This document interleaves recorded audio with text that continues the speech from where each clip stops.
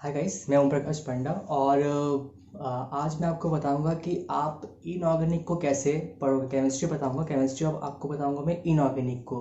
एक वीडियो मैंने डाल चुका है फिजिकल का। अब मैं ये वीडियो बना रहा हूँ इनऑर्गेनिक का। क्या इनऑर्गेनिक को कैसे चैप्टर्स, किस चैप्टर्स को क्या पढ़ना है और क्या इंपॉर्टेंट है, क्या नहीं पढ़ना है, मैं कि क्या थोड़ा कम इम्पोर्टेंट है। तो गाइज मैंने पूरा देखे, लास्ट 11 ईयर्स का पेपर पूरा देखा मैंने, किस चैप्टर से कैसे क्वेश्चंस आ रहे हैं और क्या आ रहे हैं। तो मैंने जब देखा, पूरा एनालिसिस किया मैंने, तो उसमें से आ रहा है कि सबसे इम्पोर्टेंट है केमिकल बॉन्डिंग, जो कि 11 चैप्टर्स के हैं, 11th क्लास के हैं।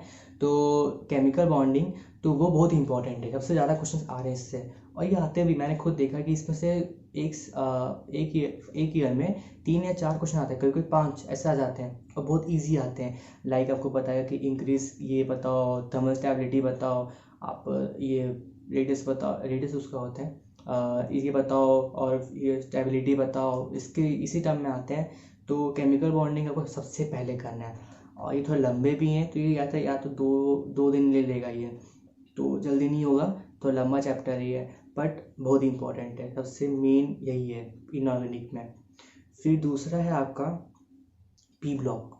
पी ब्लॉक का नाम सुन के सब डरते हैं, बहुत बहुत ही टफ रहता है, बहुत ही रिएक्शंस भरे पड़े हैं इसमें।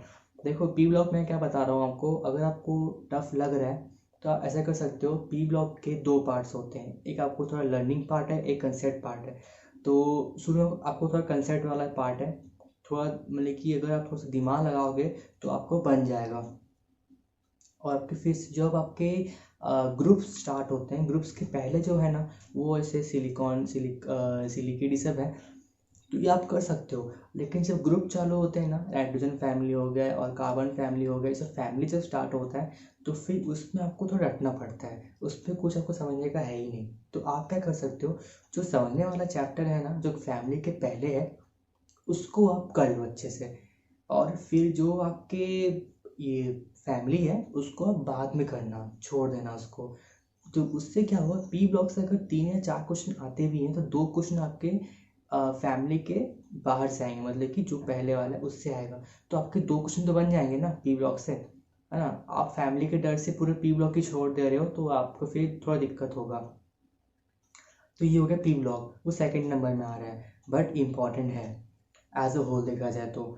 और फिर कॉम्प्लेक्स कंपाउंड, जो कि आपके केमिकल कोऑर्डिनेशंस आते हैं, तो जिसमें कलर्स रहते हैं, पूरे कलर का रहता है उसमें, और उसमें IUPAC नेम भी रहता है उसमें। तो ये बहुत इजी चैप्टर है, आप आराम से कर सकते हो ये।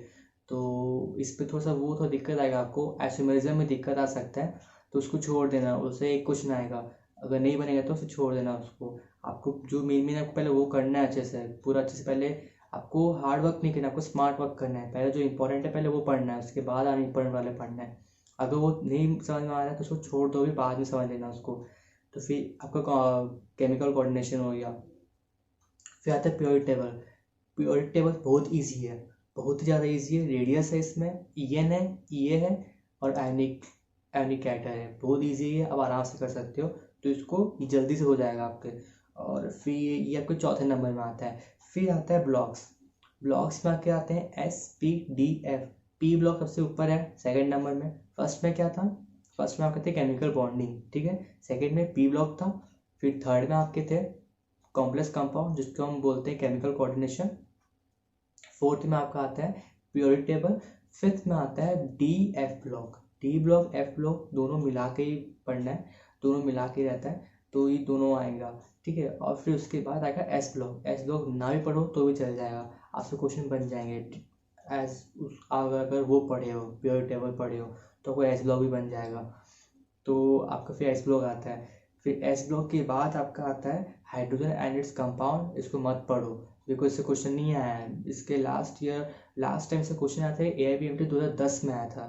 10 में, सोचो अभी 20 होने वाला है, 10 साल पहले आया था, उसका से आया ही नहीं है आज तक। हाँ, बट एम्स में आता था ये क्वेश्चन इससे, तो इस साल से आ सकता है, बट मेरे ख्याल से नहीं आएगा इस साल भी, हाइड्रोजन कंपाउंड से नहीं आता क्वेश्चन। तो ये हो गया। तो गाइस आपको पता था टाइम टेबल कि आपने लॉकडाउन पीरियड में कैसे करोगे, जैसे बायोलॉजी, केमिस्ट्री और फिजिक्स। तो केमिस्ट्री आपको इनऑर्गेनिक जो करोगे, तो आपको ये चैप्टर्स को जो मैं ऊपर बताया टॉप में उसको पहले करोगे, उसके बाद जो नीचे है जैसे हाइड्रोजन कंपाउंड हो गया, एस ग्रुप हो गया, इसको बाद में करोगे।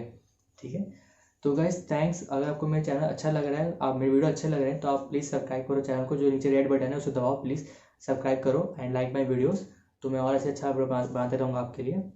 तो guys all the best, thank you.